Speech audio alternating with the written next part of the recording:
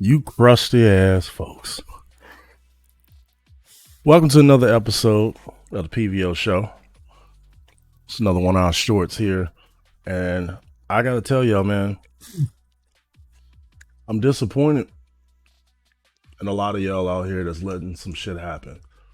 Y'all letting some stuff happen that shouldn't happen. Now, I just watched a video that's like about 2 or 3 years old. And it has a guy in it. His name was Tony.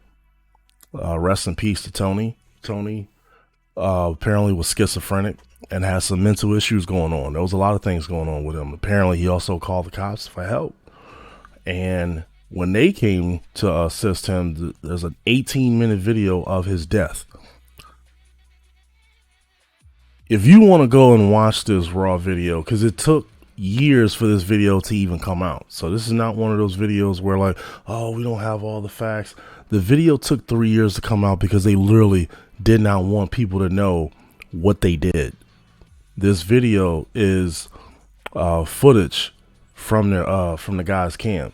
When I explained to you guys that it took 3 years for anybody to be able to physically see this fucking video, you need to take an understanding that if a cop, if the police departments are going so far to make sure that people cannot see the video, that means they did something.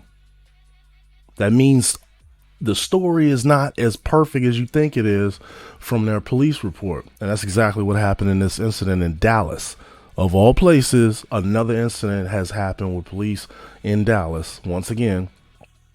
And when you watch this video, I don't understand how anyone could not feel for a guy screaming help, because he knows something is wrong. Like, something is off. Like, now there was apparently some more stuff going on with him as well. Some stuff in the system. I don't want to say it was cocaine. You still shouldn't be dead. There was 5-6 officers there. And the entire video, you're watching an officer kneeling with their knee in his back. You know what I'm saying? But all of the pressure is on him. Now, this is an 18-minute video. The video already starts off with them on him. Or they have him down to the ground and they're literally with their knee on his back.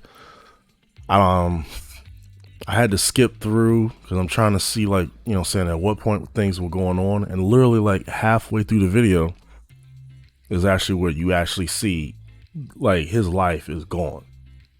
Like, he is lifeless. He is quiet. He's no longer screaming for help or saying he can't breathe or any of those things. He's literally gone. And the cops start fucking laughing. Like, I'm looking at this video shocked because, for starters, yes, we've seen videos where people have passed away, unfortunately, and in police involved incidents. Tony didn't have a knee on his neck. Tony had a knee in the back of his, on his back, literally with all of the pressure, but literally for like 12 minutes plus of just pressure on you. And you can't get up, you're freaking out, your heart is pounding. Like, literally, they are the reason why he's gone. I'm trying to figure out, even though he was squirming and all that shit, there's so many of you officers, and they're all men. You telling me y'all can't get this motherfucker in the damn car? Y'all can't get this man in the squad car. He's barefoot. There's no excuses for this. There literally is no excuses for this. None. And I don't care how much you support officers, y'all have got to stop blindly supporting them. There's nothing wrong with supporting officers. There never has been a problem with supporting troops, supporting officers, first responders, all of that. But stop being blind about it. You know what I mean? Stop being weird. If a motherfucker screws up and doesn't do their job correctly, they don't do their job correctly. But you don't just blindly just go, well, because they're an officer and the job is hard, we're just going to have to take the understanding that, hey, they had to get home and that person didn't. That person didn't even fucking have a weapon. So we got to stop making excuses like this and stop being okay with this. Because what happens further is that the family is fighting in court and they have been fighting in court constantly to at least be able to take these officers, to court properly and have them trialed. And there's been constant pushback.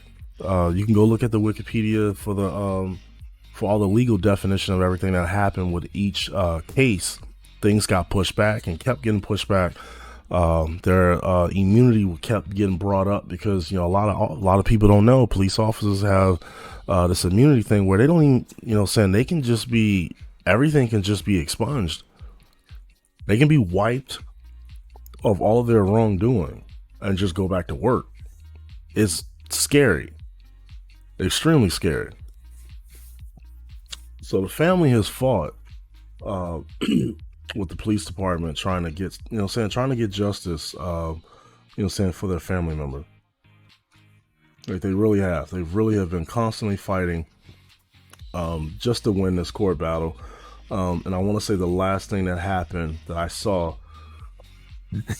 I want to say it was last year. They had got granted the access to be able to finally go and send the officer that is responsible for his death to trial properly. And hopefully everything goes through, because this was sick. Because see, to make everything worse about what happened in this video, you can watch the video and you can physically hear them laughing, all of them. And it wasn't like they smirked and then they just went, and went back on the job. Like literally they all, even with paramedics there already, laughing.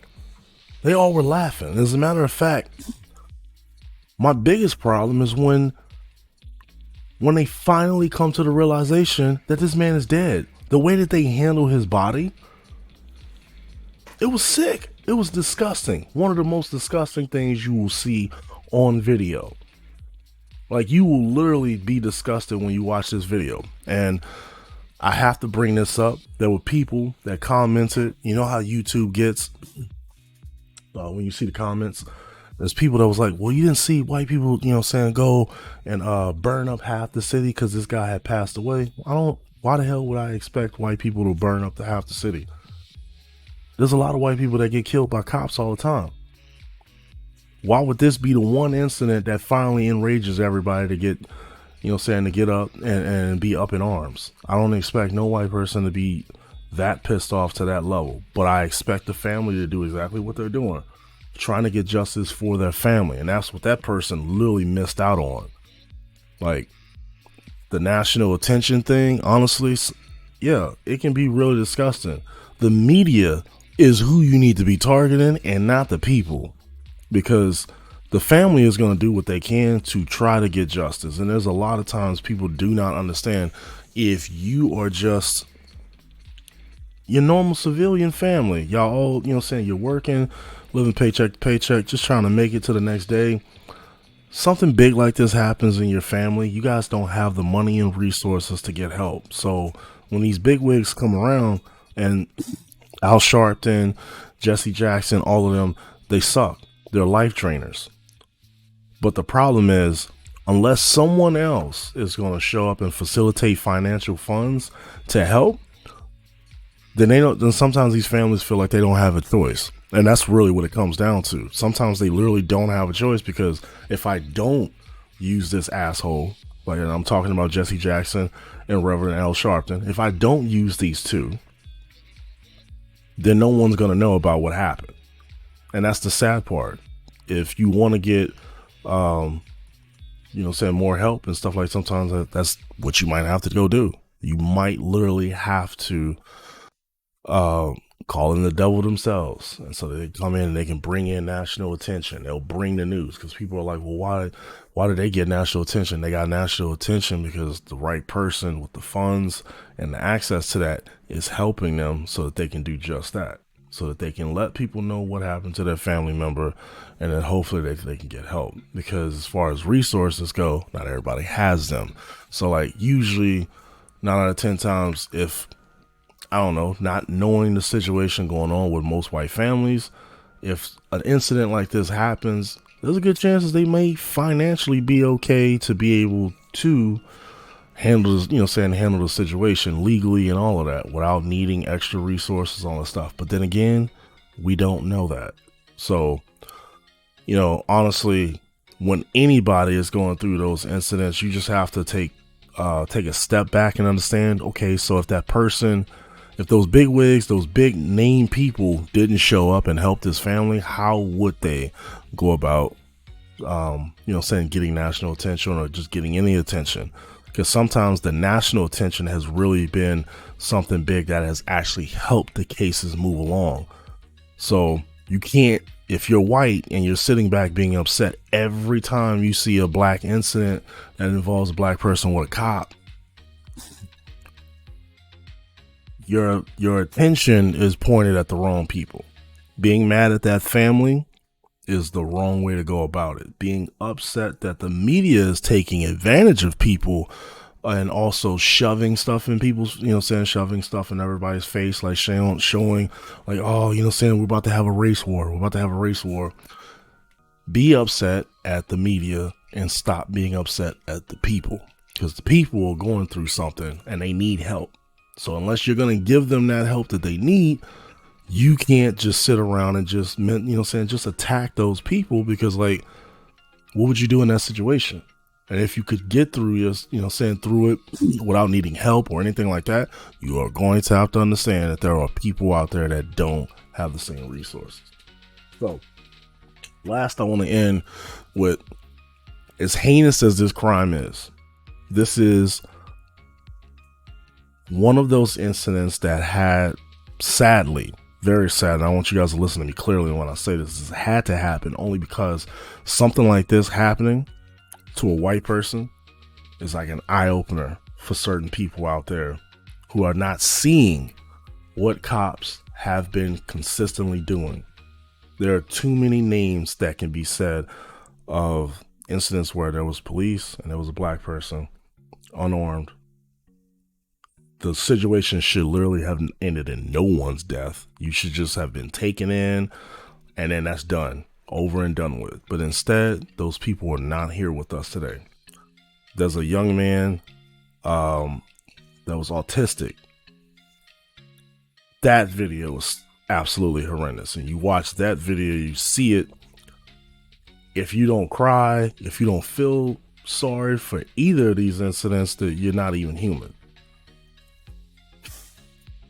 My point that I want to make with this incident is that this is a pure indication of what the thin blue line stands for. And a lot of people don't get it. And like I said earlier, blindly supporting police officers is how this happens right here. That incident that killed Tony, if you want to watch the video, you want to read up on him, Tony Temple is his name. Rest in peace. The thin blue line does not have anything to do with being more supportive, for us, for the civilians and helping people. It has nothing to do with any of those things. The thin blue line has always stood for exactly what it is.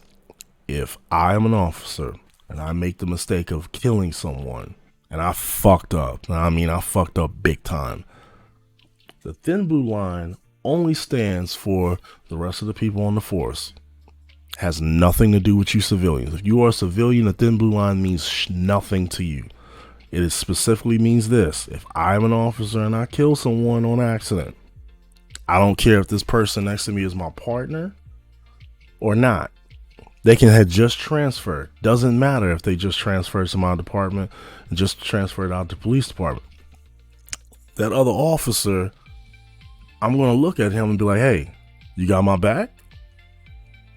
You better have my back, because if you ain't got my back, then no one's going to have yours when you're out there. And you better not get caught up. That's exactly what the thin blue line stands for. If an officer makes a huge mistake and kills someone, there's another officer that will be right there to have that officer's back, to let everyone know that, hey, it was some messed up situation. She advanced at him. He had to shoot her. That's all the thin blue line has always meant. It has never meant for the betterment of the people, that they're going to do more things to encourage, and it has nothing to do with those things. It literally means if a cop fucks up, the other cop that's next to them better have their back. That's all that shit means. And you guys look like fools. I'm talking specifically to white people because I see you every day. You guys are rocking these fucking t-shirts. You guys are rocking these hats. You can put it all over your truck. I swear to God, if something happens to you involving with an officer and you get killed, I promise you that thin blue line shit ain't got nothing to do for you. It ain't gonna help you at all, my man. It's not gonna help you. Your family is gonna be in shambles. And they're gonna be sitting around with the thin blue line t-shirts and propaganda all over the fucking place. Sitting there going, well, why the hell did they kill my husband? He was a huge supporter. Because it never had nothing to do with you. It literally just means if they fuck up, there better be another officer that's right there that has their back, partner or not. Like, you got my back? You got me? Because I fucked up and I need you. I need you to say that, like, yo, I didn't fuck up. They they were aggressive and I had to take them down. I need you to have my back. That's all that shit means. And it's disgusting. But y'all fall for this shit. Y'all fall for it. Put it all over your house. You just look dumb. You got it all over your house. You got it all over all of your clothing now is just all, saying thin blue line. You look stupid. You look stupid. You can rock a t-shirt that literally is for your police department. You can have a shirt like that. You can go get the jackets, whatever they got out there so that you can support your police department. You can do just that. But you walking around with a thin blue shirt talking about I support the thin blue line, man, y'all look dumb. Because they gonna kill y'all. And then they gonna cover it up. And they gonna make sure no one sees the video. And y'all just look stupid. Because the same people that have always supported police officers and how they mistreat minorities and people that are not white, now look at what's going on. If you open your eyes and you start seeing, yo, we losing some people and they didn't even do anything. Open your eyes and just know that shit has never been for you. It's not to help, better protect you on none of those things. It literally just means if an officer screws up, hopefully that the other officer, if they know better, if they want to have a good, healthy career, because see, that's the other thing. You don't, if you don't back up your officer and have a back, if there's a crooked cop that's, at the next level that's in charge of you guys and you don't got your cops back, your fellow officers back, there goes your career right there. So we have plenty of officers that are going through absolute hell because they actually want to do the right thing. They want to do the job like they're supposed to. And we have officers that are now stuck in a situation where they're on police departments where, yo, these motherfuckers is crooked. Everybody is turning their cameras off. Like, are we ready to have that conversation for police departments out there that have cameras? And how many times have we had an incident that happened and it took forever for anybody to legally be able to watch the cam footage? And when you finally see it, you can clearly see they've turned their mics off. They've like muted the shit, or they turned it on, but there was some shit that went down and then they finally turned that shit on. Why are you even able to turn shit off and on in the first place? There literally should be no capability of turning that camera on manually. Like, that is a legal issue right there in itself. I'm not a lawyer, but I promise you, if you don't see an issue with cops being able to turn on and off their camera, you are fucking retarded. There's nothing about that says this is a good idea. This literally, all that says is that the cop literally is going to turn that shit off so they can go do whatever incriminating shit they're about to do. And then poop, turn that shit right back on. And you're like, are we missing like 15 minutes or some shit? That's 15 minutes of footage missing, man. What was y'all doing? Oh, we were just, assessing the situation and getting everything together. Like, so why was the video off? It was a malfunction. We should not have cameras being able to be turned on and off manually by the officers. I'm sorry. Like, if you think that shit is okay, you're fucking really retarded. So, hopefully y'all take this to heart and just understand, man, like, I know it seems weird, but it's really not. If you're watching this video and you're like, yo, somebody's really trying to tell me right now that police officers and the thin blue line doesn't have anything to do with me, like if you're today years old and that's like becoming a big issue for you, I feel bad. Like I feel bad because like you should already know this. The thin blue line never was for you. It ain't got your back. None of that shit. It's gonna get you killed. It's literally gonna get y'all killed. But try to be safe, folks. Do the best you can. Hopefully everybody had a great holiday. New Year's is coming, so everybody be safe. I cannot express this enough. For the love of God, do not make stupid decisions, people. Have fun responsibly and be safe. Till next time.